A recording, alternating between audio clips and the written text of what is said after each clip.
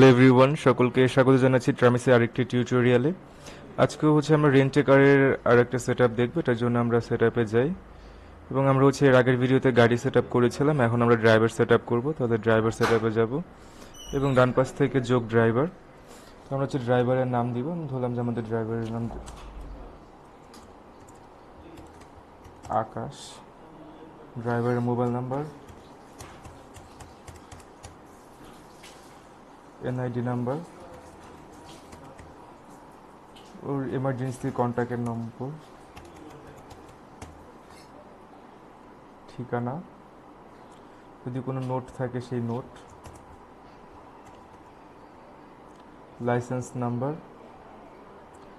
এবং লাইসেন্সের মেয়াদ উত্তীর্ণের তারিখ। তো আমি এটাকে